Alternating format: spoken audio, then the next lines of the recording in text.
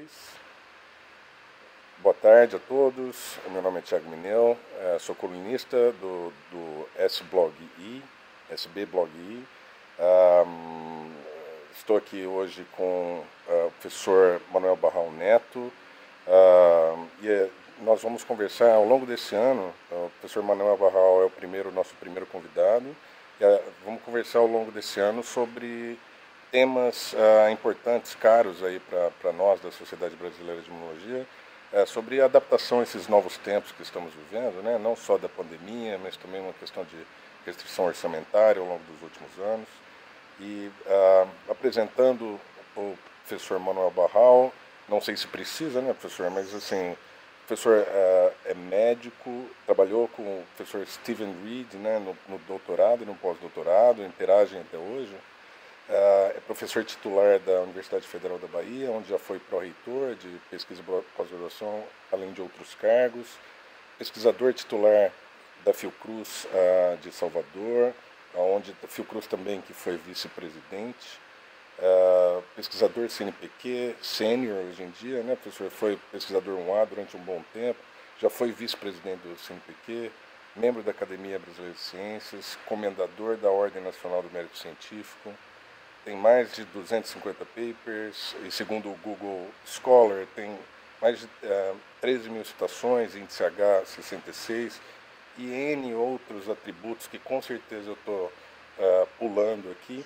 Mas uma questão que eu gostaria de lembrar, viu, professor, é que o senhor foi quem deu o nome, né, ao blog. Então, S-Blog-I, né, o blog da SBI, já há mais de 10 anos atrás, naquele início. Professor, primeiramente, muito obrigado pela presença aqui conosco hoje. Obrigado, Thiago, pelo convite, foi ótimo. Porque realmente eu nem lembrava desse início do SBI Blog. E realmente foi João Santana, né, que começou essa na presidência dele, e começamos aí essa tentativa de divulgar a imunologia de uma forma um pouco mais leve. Isso.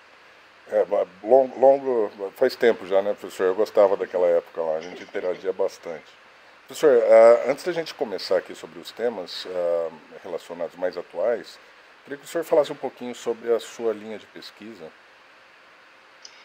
Eu sempre trabalhei na imunorregulação, tanto experimental quanto humana, em doenças parasitárias, principalmente. Né? Aliás, mais especificamente as leishmanioses, tanto a cutânea, principalmente a cutânea, mas também um pouco na visceral. Acho que realmente assim, o que mais caracteriza a minha produção é esse aspecto em leishmaniose, com incursões em outras doenças parasitárias, principalmente malária, que tem uma contribuição um pouco mais sólida e eventualmente em outros aspectos. Mas recentemente, principalmente com a epidemia de Zika, começamos uma migração também para estudar a resposta imune em viroses, e daí veio o chikungunya e agora a Covid, então realmente está no mesmo campo, né, de doenças infecto-parasitárias, com esse componente, quer dizer, na minha perspectiva não mudou tanto, assim, que a gente está estudando imunorregulação nessas doenças, que eu nunca trabalhei intensamente nem no parasita, nem no vírus, muito mais a resposta, a interação entre eles, esses agentes externos e o sistema imune humano. No caso das viroses foi sempre humano, não tem nada experimental. No caso dos parasitas sempre teve uma mistura, na malária também foi só humano. Então, eu acho que assim, isso é o que caracteriza. Mais recentemente, eu tenho mexido, e é onde eu tenho mais atividade agora em Covid, realmente num aspecto mais de, eu diria, saúde digital. A ideia é realmente o projeto principal que eu tenho colaborado, estou colaborando com alguns colegas em outros aspectos, inclusive uma coorte de síndrome pós-Covid aguda, mas também, evidentemente, avaliando a resposta imune, coisas desse tipo, tem algumas outras colaborações, mas o projeto principal tem sido, na verdade, um projeto via registros eletrônicos de dados, via garimpagem e análise digital, de estudar as questões de comorbidades e características da doença aqui no Brasil, porque ela interage com muitas outras doenças infecto-parasitárias, não é exatamente a mesma coisa que acontece em outros países. E entender isso com grandes números, né? Não no estudo aprofundado como era o que eu fazia antes, mas entender isso do ponto de vista das manifestações clínicas. E também um aspecto de montar, ou desenvolver, na verdade, mais do que montar, desenvolver um sistema de vigilância digital que seja tanto para detecção de novos surtos, através justamente desses sinais que aparecem cedo no sistema de saúde. Então, nessa fase, ainda tem um pouco de imunologia, mas está migrando bastante para uma questão mais de saúde digital. Muito bom, professor. Realmente a gente tem que se desdobrar, né? Acho que agora toda ajuda é necessária nesse momento que a gente está passando. Professor, entrando aqui nos temas um pouquinho mais atuais, acho que um dos que mais me chama a atenção é a questão da divulgação sobre imunologia na mídia, né? Então, é impressionante como qualquer hora do dia você liga a televisão e há aspectos da imunologia sendo tratados, né? Então, eu queria, assim, primeiramente a opinião do senhor sobre como isso está sendo feito. Eu acho que a imunologia realmente tem se destacado, né, principalmente nessa fase da epidemia, mas se a gente for prestar atenção, desde o início da pandemia, a ciência tem estado muito em evidência na mídia, né? Talvez no início a gente andou vendo características do vírus, começaram aquelas belas imagens sobre vírus, e todo mundo entendia um pouco de vírus e do spike, do movimento da spike, etc. Depois entramos numa fase da discussão toda do R, da expansão da epidemia, todo mundo também tinha palpite sobre o R, virou meio assim, quase uma coisa como futebol, todo mundo entendia um pouco, todo mundo dava palpite. Então, isso tem uma parte evidentemente positiva, porque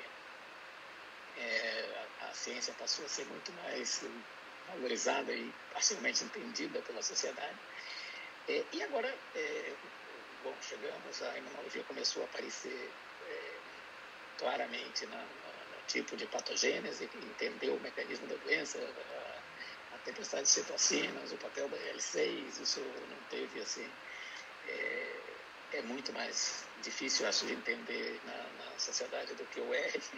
Então, realmente teve uma conversa, mas não virou, assim, eu acho, um assunto tão como os outros. Sempre se tem a ideia de que o sistema imune estava participando ali tanto da proteção quanto da manifestação mesmo da doença em si. Então, isso eu acho que o campo é um campo realmente mais complexo para entendimento, e isso, mas ficou patente, eu acho, para a sociedade o papel que teve o desenvolvimento rápido das vacinas, etc. Mesmo que isso cause também algum ruído, até o fato de se trabalhar rápido gera ruído hoje em dia, né? As pessoas ficam com um pouco de receio, por que a vacina foi desenvolvida tão rápido? Nunca poderia esperar isso, eu imaginava que todo mundo ia estar comemorando o fato de ter vacina tão rapidamente. Eu mesmo não acreditava que a gente teria tantas opções de vacina menos de um ano depois. Então, assim, me parecia que seria uma comemoração, tem gente que vê como um problema. Então assim, o que ilustra o grau de dissociação que tem hoje entre o que a ciência faz e a compreensão da sociedade. Quer dizer, isso é um fator muito preocupante. Já tem alguns anos que eu tenho conversado, principalmente com o pessoal da pós-graduação e educação em geral, que para mim hoje o tema de comunicação científica e como se fazer isso é fundamental nos cursos de pós-graduação. Isso tinha que ser uma disciplina transversal, que todo mundo tivesse uma exposição, e mais do que uma exposição só teórica, algo realmente um pouco mais intensivo e prático. Comunicação científica hoje é essencial para o futuro da profissão. Se nós não conseguirmos nos comunicar melhor com a sociedade, isso vai acontecer e vai cada vez ser pior. Vai ter gente que acredita ou não acredita porque quer, mas não tem nenhum racional mais e duvidar, inclusive, das vantagens. Então, eu acho que essa questão, né? Bom, evidentemente que isso tem um fenômeno de comunicação que é muito potente, porque as pessoas duvidarem hoje que a Terra é redonda, a imunologia, a gente não pode esperar que eles vão entender muito melhor, porque se tem alguma coisa fácil, hoje em dia, de aceitar, seria a Terra redonda. Se até isso está em questão, evidentemente que a gente vai ter um trabalho hercúleo para explicar a imunologia, né? E a Terra é que todo mundo vê as imagens e etc. O pessoal não acredita, imagine IL-6, tempestade de IL-6, regulação com a IL-6, não é ela sozinha, e quando dá a corticoide vamos andar. Isso vai ser realmente assim, uma dificuldade imensa, mas claramente se a gente não se preparar para essa realidade, vai ser impossível da gente continuar tendo apoio da sociedade. A gente deve lembrar que, evidentemente, o nosso trabalho precisa ter um financiamento social, seja público ou privado, mas é preciso que a sociedade entenda a importância que os cientistas fazem para realmente continuar investindo nessa atividade. Então, a gente está completamente convencido que esse é um trabalho essencial, né? E a gente está num campo que cada vez mais está tendo a oportunidade de demonstrar a importância. Eu acho que poucas disciplinas têm tido essa capacidade como a imunologia. Hoje tem produtos da imunologia virando realmente assim, de uso corrente, né? Essas coisas estão aparecendo em vários campos, vários ramos da imunologia. Só na Covid tem a questão toda dos anticorpos monoclonais, tem a questão realmente dos anticorpos anti-moléculas, anti-L6, etc. Tem a vacina, tem os testes serológicos, quer dizer, a imunologia tem um papel enorme, afinal é uma doença infecciosa, e mesmo assim a gente não consegue uma comunicação fácil.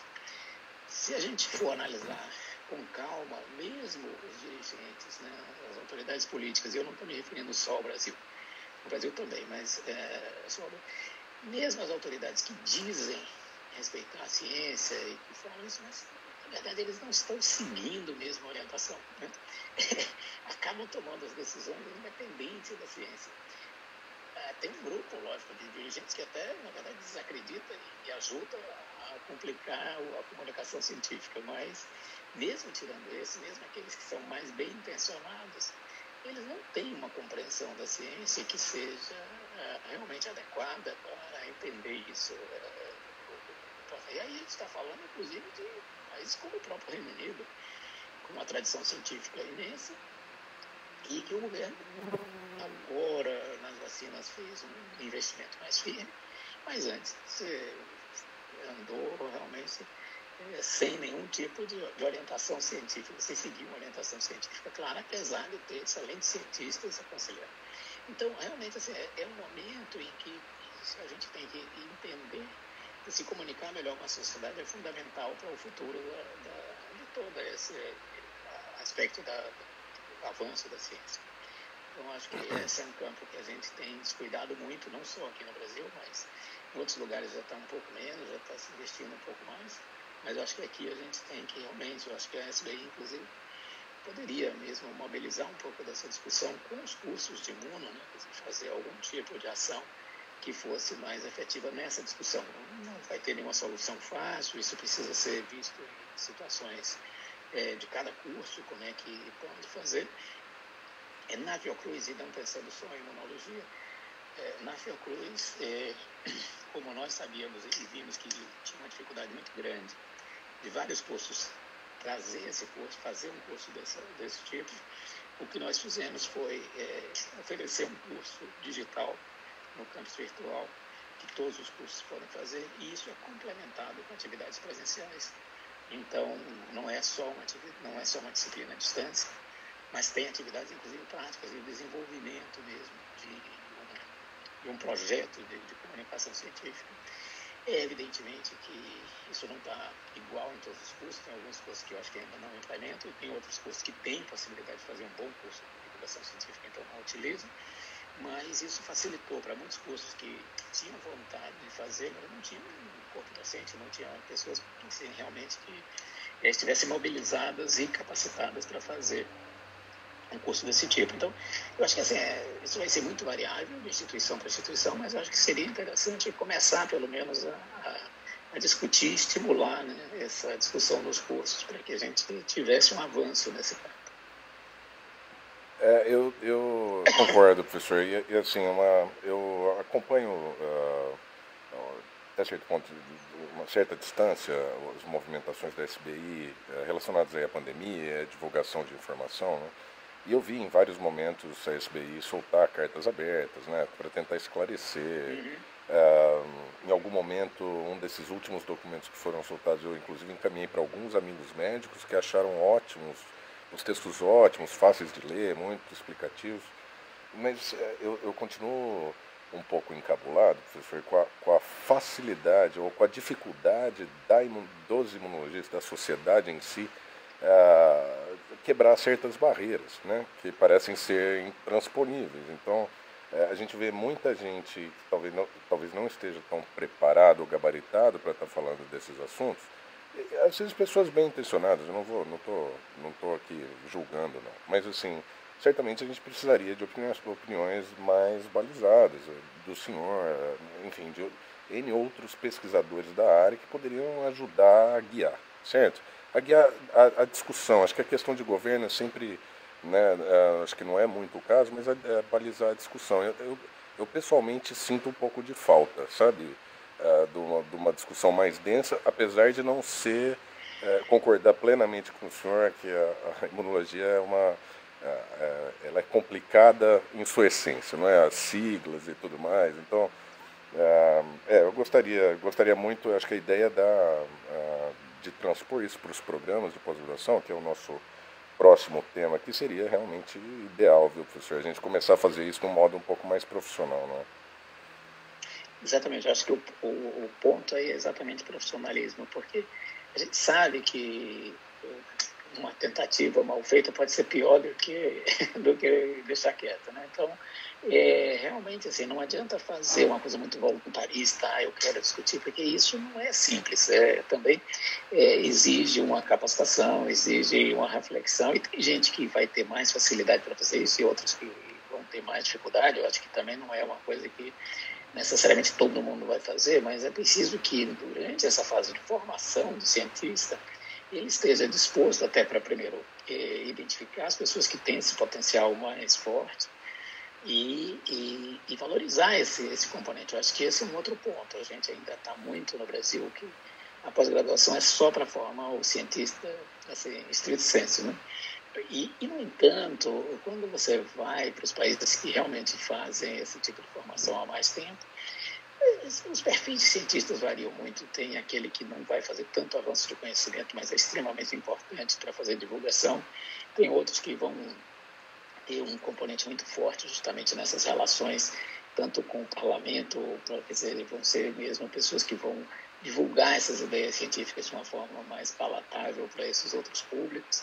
Então, eu acho que a gente tem que começar a pensar no Brasil que esse esquema muito rígido, né, de que todo mundo tem que publicar esses papers, e essa é a única forma de valorização, isso está ficando prejudicial ao nosso crescimento. Quer dizer, isso foi essencial em algum momento para que a ciência brasileira realmente crescesse mais rápido. A gente precisa continuar fazendo isso, eu não estou de maneira nenhuma advogando que a gente reduza o número, mas a gente não pode ficar só nesse modelo. O que eu quero dizer é que a gente tem que reconhecer e atrair pessoas com talentos um pouco diferentes, mas que também tenham esse envolvimento com a ciência, no nosso caso com a imunologia, né? Então, eu acho que isso é importante para que realmente o sistema todo funcione, senão a gente vai continuar produzindo, avançando, e evidentemente que no nosso caso a gente ainda tem essa vantagem de estar tendo impacto na sociedade, então alguma coisa acaba sendo reconhecida, mas não vai, as questões fundamentais vão ficar sem responder, ou as grandes perguntas da imunologia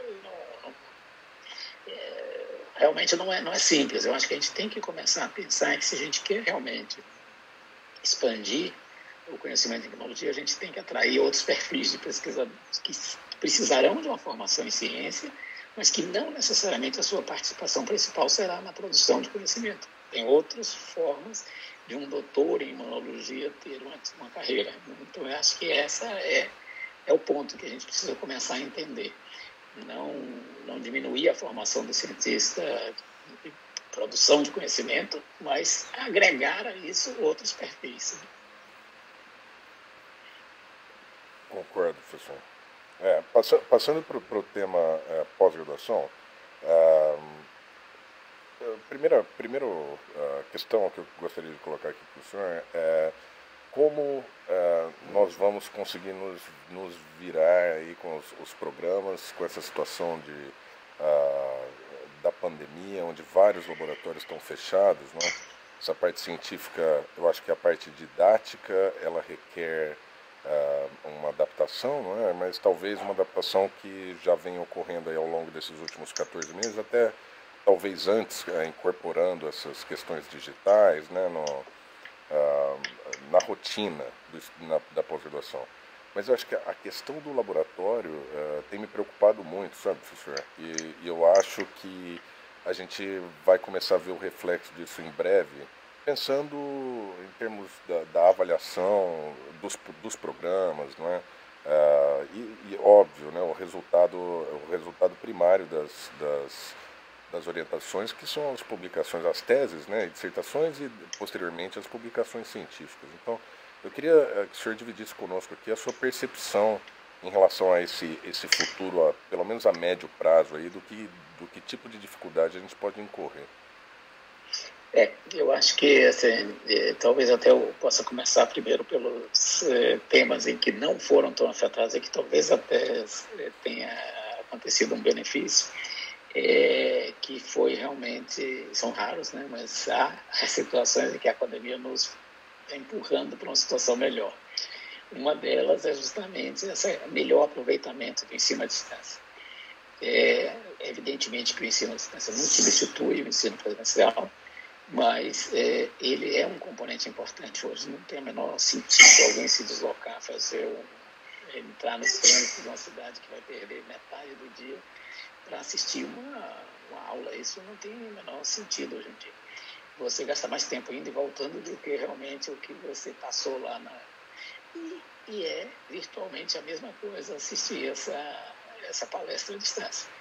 Até porque, na verdade, grande número de palestras nem precisaria ser repetida, porque bastava, na verdade, depois ter um momento de discussão. Quer dizer, a palestra pode estar gravada lá, alguém assiste a hora que quiser, e tem momentos marcados, pré-combinados, em que se faz a discussão, que é o mais importante hoje em dia no ensino, é a interação, porque toda essa parte da fala, né, da exposição, isso é muito fácil de ter gravado, de ter à distância, e provavelmente qualquer assunto que você imagine hoje, para dar uma aula, já deve ter 100 dessas no YouTube.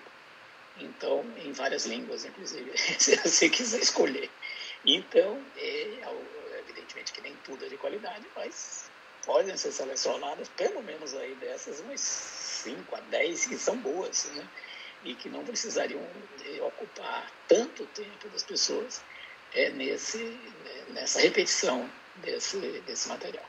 Então, eu acho que realmente, assim, acho que a gente teria que pensar que as aulas hoje, o que a gente deve fazer de aula, é uma aula diferente do que a transmissão do conhecimento. Tem que ser algo que realmente seja motivador, que seja da discussão, que seja realmente algo que você utiliza um formato diferente apenas daquela coisa monótona de ficar falando na frente dos outros sobre um assunto que precisa ser esclarecido.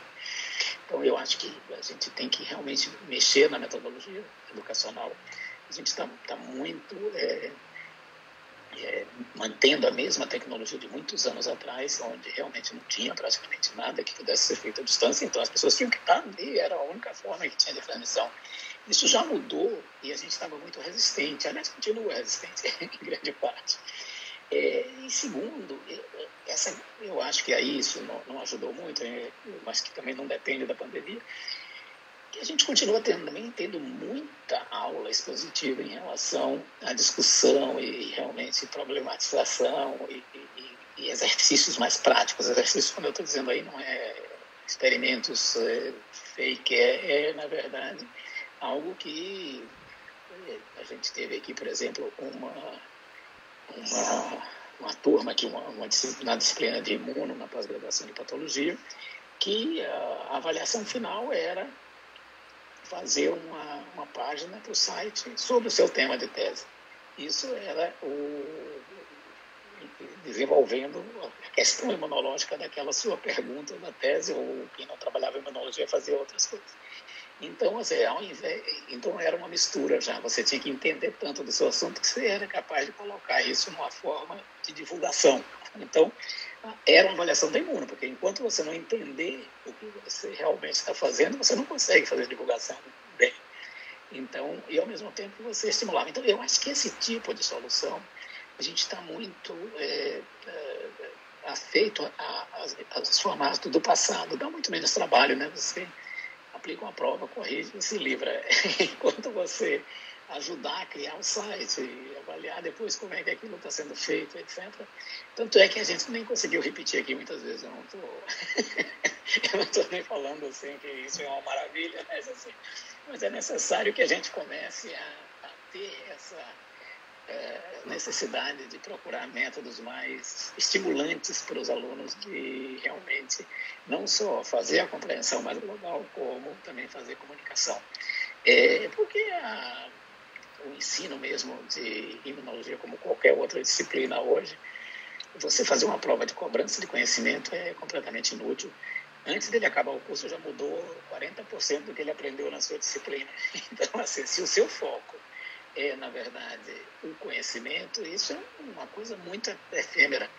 O foco tem que ser, na verdade, no raciocínio científico, em como é que você interpreta a literatura, como é que você avança, como é que se critica, porque aí você vai conseguir que o seu aluno continue atualizado e crítico depois de passar da disciplina.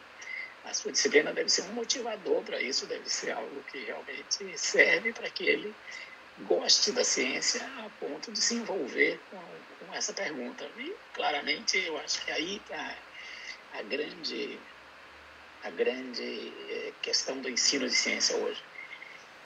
Se você quer, falando num candidato, né, falando num jovem que está procurando fazer uma pós-graduação, mais do que realmente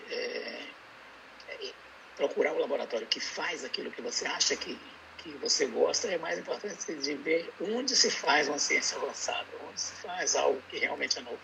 Porque quando você aprender aquilo, você adapta para outros problemas. Quer dizer, quando você entender como é que a ciência funciona, como é que você se atualiza, critica e expande, esse é um modelo que você pode variar. A ciência, principalmente agora, que cada vez está mais convergente, até os métodos são muito parecidos em várias disciplinas diferentes. Antigamente era coisas muito estanques, né? Os fisiologistas com aquelas coisas de registro, de não sei o quê. Hoje em dia todo mundo está fazendo as mesmas coisas, PCR, genômica, metabológica e etc. Então, cada vez mais a compreensão desses fenômenos em termos de imagem, tudo está ficando muito convergente. Então, a pergunta científica não é mais assim, necessariamente o importante ser em que campo você aprendeu, mas se você realmente aprendeu ou se você apenas juntou conhecimento para passar no exame. Então, eu acho que essa é a grande diferença hoje, a gente ensinar mesmo para um mundo que muda rapidamente. Se você for pensar Covid de novo, porque esse é o tema do momento, ninguém consegue mais nem ler 10% do que se publica em Covid. Então, você tem que ter muita crítica já na seleção do que você vai ler, porque senão você está perdendo muito tempo. Então, isso tudo é que precisa ser passado. Como é que você faz essa seleção? Como é que você seleciona o que realmente pode ser interessante na leitura? Quanto você dedica para entender a estratégia que foi utilizada para responder aquela pergunta? Mais do que realmente ficar tão preocupado nos detalhes de como você... Então, esse é, eu acho que assim, o grande desafio entre a educação de ciência e o fazer científico, onde aí sim você tem que aprofundar numa pergunta e tem que realmente entender os mecanismos e dominar aquilo. Mas a educação científica tem uma fase aí que, na verdade, a pessoa tem que primeiro entender o que é a ciência e depois, senão você está formando um super técnico, mas não realmente cientista. Então, eu acho que esse é o desafio hoje, né? Está tudo muito massificado, tudo muito... Eu tenho que formar os alunos em 4 anos, liberar com tantos papers, não sei o que lá, porque é assim que eu vou ser avaliado, é assim que o curso vai ser avaliado. Então, a avaliação, ao invés de ser um estimulante está virando uma camisa de força. Quer dizer, você não consegue fazer mudanças importantes nos cursos porque o modelo de avaliação está muito engessado. Então, é um modelo que não valoriza nada de novo. Valoriza cada vez mais um aspecto numérico, de contagem, de coisas desse tipo. Então, realmente, a gente tem que repensar a educação de uma forma mais global. Então, isso é uma... Eu já usei essa imagem até hoje em uma outra discussão, mas também com alunos, então eu acho que tem um trecho de um livro antigo de imunologia do Ian Klein, em que ele fala justamente essa questão de que juntando pedras, você pode, quer dizer, colocando uma pedra em cima da outra, você pode fazer um grande muro, você pode fazer uma catedral. Não é o número de pedras que importa, é o seu objetivo e o que é que você consegue fazer quando você utiliza esse esforço, quando o seu esforço é dirigido para quê. Então, o que a gente está fazendo hoje é contar pedras sem olhar o resultado final. Quer dizer, são tantos alunos, uma média de tantas publicações, tantas colaborações entre professor e aluno. Sim, mas daí, o que é que essas pessoas estão fazendo? O que é que elas realmente aprenderam? Isso não interessa mais. Isso desapareceu no meio de contar pedra sem saber se é muro ou catedral. A gente não tem mais nenhuma visão de horizonte.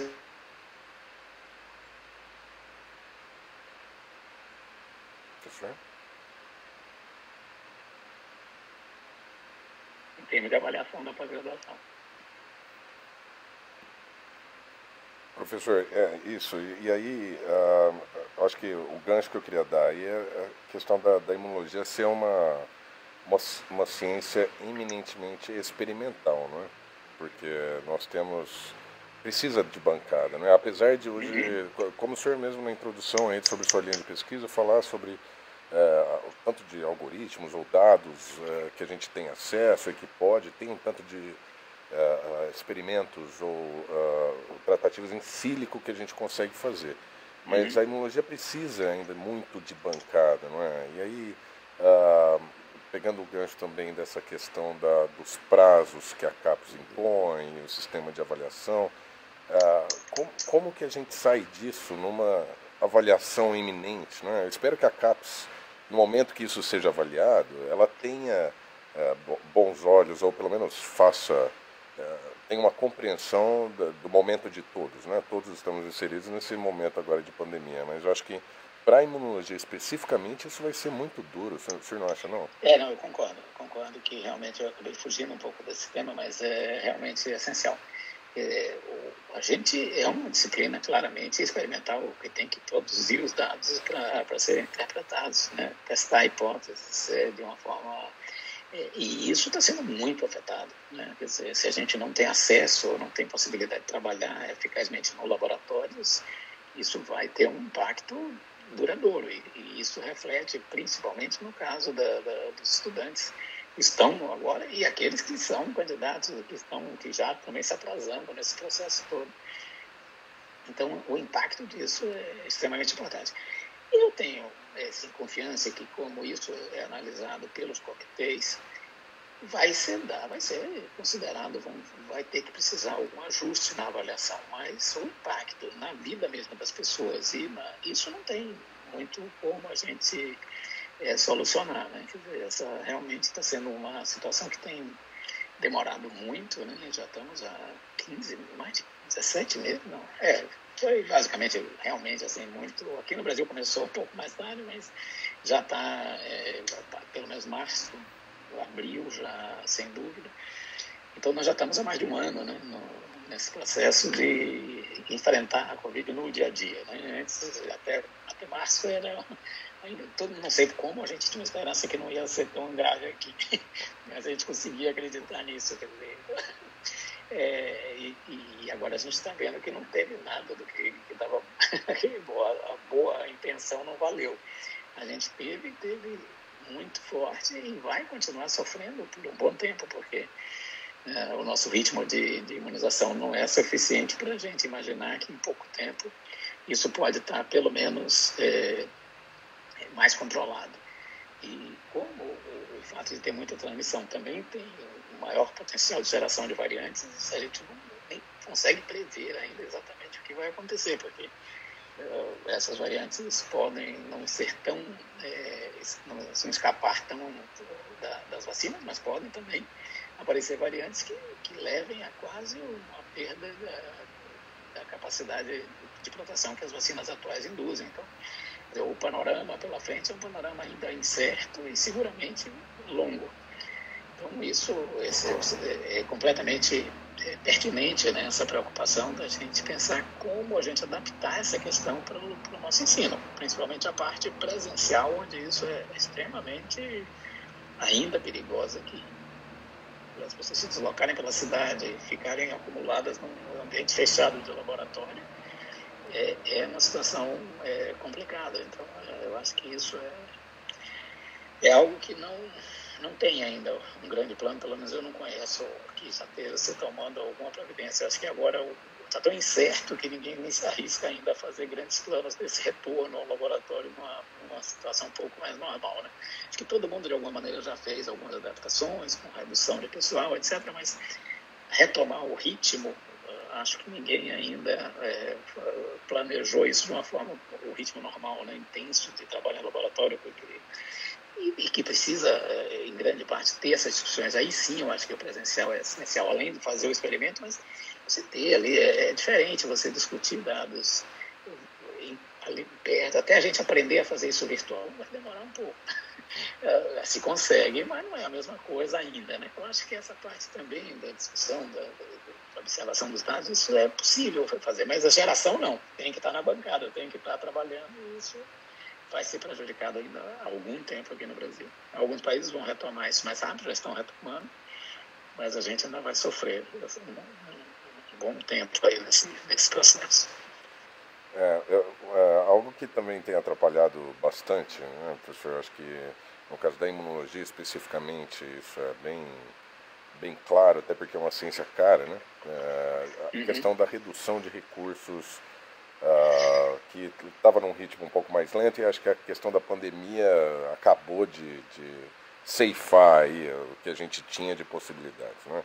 Então eu fico, claro, tem a questão dos pós-graduandos, né, que estão em cursos de imunologia, que dependem de compra de insumos, tudo muito caro por causa do dólar. E eu também penso do outro lado, além do pós-graduando, eu penso no pesquisador que está se estabelecendo, que precisa daqueles editais, às vezes com a verba menorzinha, para começar a fazer sua linha de pesquisa e tal. Então, eu queria que o senhor falasse para nós, assim, se o senhor enxerga um horizonte em termos, não necessariamente da retomada do financiamento nosso, da forma como a gente conheceu, não é? Mas se há alternativas, sabe, para driblar isso, se o senhor vislumbra algum mecanismo que esses pesquisadores podem tentar acionar para voltar a adquirir esses insumos, né, para dentro do laboratório. Esse é um ponto crítico. Eu acho que a gente tem agora essa mistura de pandemia e pandemônio político e econômico, né? Então, claramente a gente vai ter, mesmo que quando houver esse controle da pandemia, o impacto econômico disso ainda vai perdurar. E com a falta de visão de investimento em ciência, os países que continuarem nessa visão de que ciência é um gasto, né, supérfluo, vão sofrer muito mais, né, porque a gente vai precisar realmente, ou precisaria ter um estímulo forte a refazer a ciência, a atividade científica ser realmente reforçada, para a gente superar as limitações econômicas. Então, eu acho, eu não estou ainda prevendo um panorama que volte um financiamento público, né, a fazer pesquisa no Brasil de forma importante. Eu acho que a gente ainda vai sofrer algum tempo após o controle razoável, né, da pandemia. A gente ainda vai ter problema de financiamento, e essa busca de captação de recursos internacionais vai ser cada vez mais crítica. Eu acho que realmente é preciso esse olhar e ver como a gente estimula mais essa busca de associação fora, que a gente vai perder muitos bons cientistas que vão optar por fazer ciência em outros países. Então, o panorama científico brasileiro também vai sofrer muito com a questão da pandemia e seus correlatos, né? Da forma em que a pandemia está sendo vista e tratada no país também tem uma importância grande nesse impacto da ciência.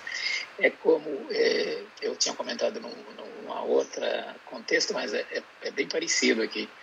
Mesmo os políticos que dizem valorizar a ciência, na hora de realmente fazer investimento, você vê que nem sempre... Uma coisa é falar, né? Que no Brasil a gente tem alguns que são até contra, já se declaram claramente contra a ciência. Então esses, evidentemente, não têm muita esperança, nenhuma esperança.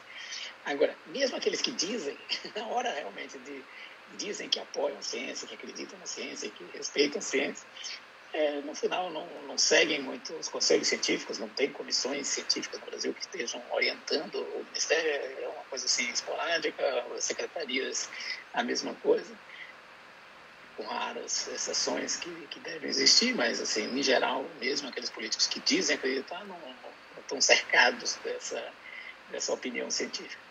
E pior ainda é na hora que tiver que realmente mexer no orçamento. Quer dizer, como é que vai valorizar a ciência no orçamento? Aí é que realmente a gente vê o que é fala e o que é ação. Criar planos de estímulo científico para que haja recuperação, como muitos países já perceberam há algum tempo que isso funciona. Né? Talvez o exemplo mais claro disso é a Coreia, né? Quer dizer, a Coreia, quando teve aquela grande crise econômica mundial, a gente tinha uma produção científica parecida com a da Coreia. O que já era ruim para nós, porque eles têm, né, uma população menor e estavam com uma produção parecida com a nossa.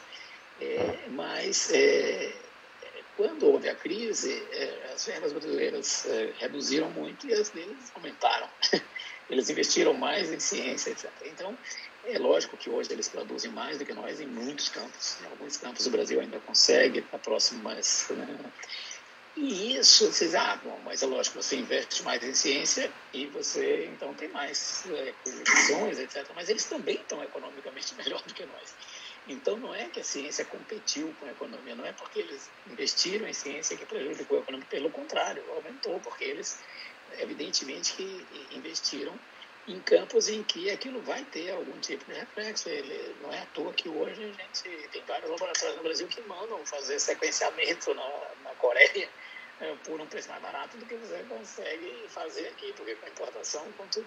Então, claro, com dos reagentes, etc. Então, a gente não tem um investimento dirigido completo. Mesmo quando se dá um financiamento, é um financiamento assim, para o projeto, mas não tem uma visão sistêmica de como a ciência vai impactar na economia e o que é que precisa. Na Covid, países como o Vietnã e o Uruguai fizeram testes diagnósticos, desenvolveram seu próprio teste diagnóstico. O Brasil, com muito mais capacidade científica do que esses dois países, sem nenhum demérito deles, até pelo nosso tamanho. A gente tem muito mais cientistas do que eles. Isso não apareceu aqui, porque não houve nenhuma articulação para que isso fosse realizado.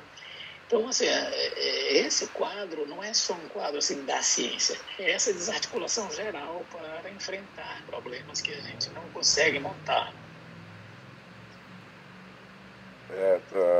Só citando para o senhor, concordo, viu, professor?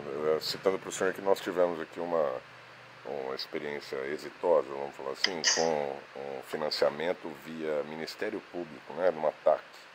Então a gente submeteu um projeto para um promotor da Justiça do Trabalho, e aí uma das multas lá trabalhistas ele destinou, e foi justamente para que a gente pudesse repor equipamentos que a gente estava perdendo e não conseguia, o laboratório não conseguia funcionar sem autoclave, sem água, né, por osmose reversa, miliquê.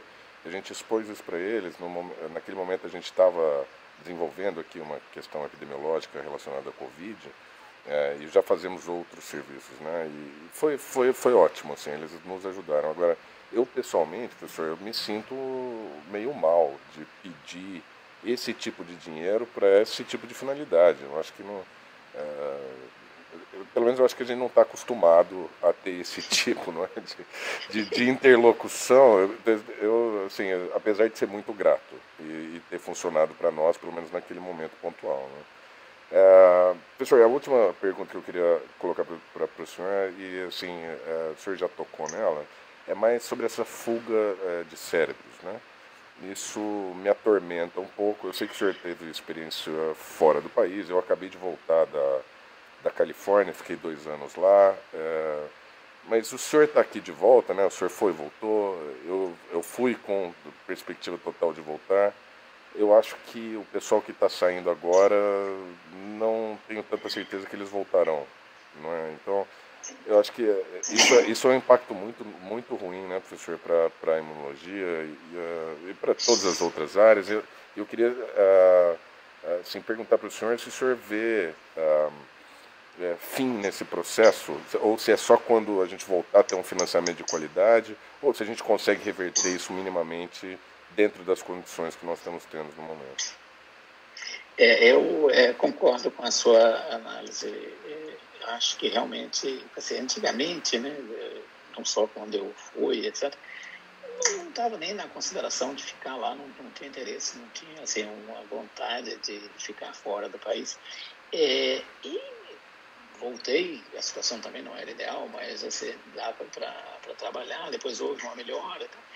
Mas, no conjunto, você não via uma grande assim, vontade, né, dos pesquisadores brasileiros de fazer, já pensando em sair, já não era esse, não era o objetivo, era fazer a vida científica que, em grande parte, sempre tem, e é bom que tenha gente que quer ficar no exterior, não tenho nada contra isso, não. Acho que ajuda a ciência, na verdade, ter esse movimento. Acho até que é até saudável, em certa percentagem, porque você cria, né, redes que são importantes para a formação cientista em geral. Então, o problema é quando isso é em grandes números, e é esse o risco também que eu sinto agora. E vai ficar praticamente sem condições de produzir, né? A não ser que haja uma mudança radical que a gente não está vendo assim no horizonte. E então as pessoas vão ter a necessidade mesmo de, se quiserem fazer ciência, terem que emigrar. Então, esse é o risco. Eu não tenho, assim, não me arrisco a fazer predições nesse campo, mas o meu temor é que isso esteja já acontecendo e que não vai reverter tão rápido. Provavelmente vamos perder uma geração, né, professor, de pesquisadores. Exatamente, esse é um risco grande. É uma pena. Professor, eu queria te agradecer muito pela oportunidade. É uma pena que a gente tenha que conversar sobre assuntos não tão alegres, né, no momento, mas eu acho que faz parte, né, do crescimento doloroso aí que todos nós passamos durante a vida, né? Não, com certeza é necessário. Não precisava ser tão longo, mas assim, é algo que a gente tem que aprender a lidar, né? Quer dizer, eu acho que é algo que realmente estava um período muito bom, de muito tempo com as coisas funcionando, mas não é assim.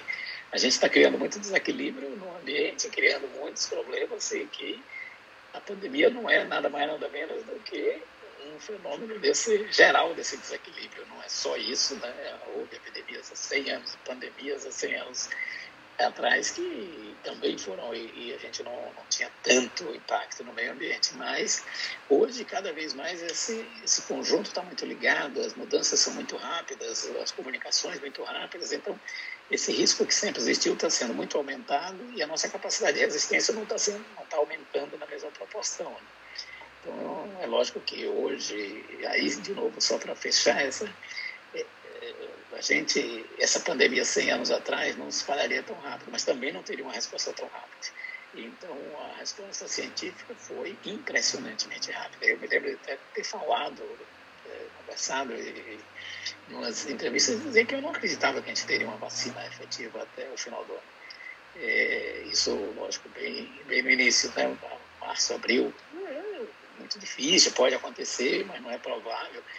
E, na verdade, eu não errei por errei por umas 3 ou 4, né? Então, não era uma boa, teve 3 ou 4. Então, realmente, essa foi uma excelente notícia da gente ter conseguido algo assim tão efetivo num prazo tão curto. Então, isso mostra que, inclusive, que é possível fazer isso para outras doenças também. Desde que haja tanta dedicação e tanto esforço, a gente consegue resolver questões mais rápido do que a gente estava acostumado a fazer. Então, mas no caso nosso, eu acho que essa recuperação precisa ter umas mudanças muito grandes para a gente conseguir recuperar o que a gente vai perder com esse impacto atual. né? Usar essas tecnologias para as doenças negligenciadas, não é, professor? Exatamente. Bom, foi um prazer enorme conversar com você. Espero que realmente a gente consiga, né, reativar o blog com formas diferentes de comunicação, além da tradicional, para que a gente consiga realmente manter esse interesse nessas discussões, mesmo dos temas desagradáveis, são precisos discutir. É preciso discutir, é preciso que a gente reflita sobre o que está fazendo. Agradeço muito, professor, muito mesmo. Eu espero que a gente se encontre pessoalmente em breve. Também. Tá. Vamos torcer para ter próximos congressos presenciais para a gente se encontrar e conversar sobre temas menos graves do que agora. Conversar sobre a retomada. Exatamente. Professor, muito obrigado. Obrigado a você, foi um prazer. Até mais. Tchau.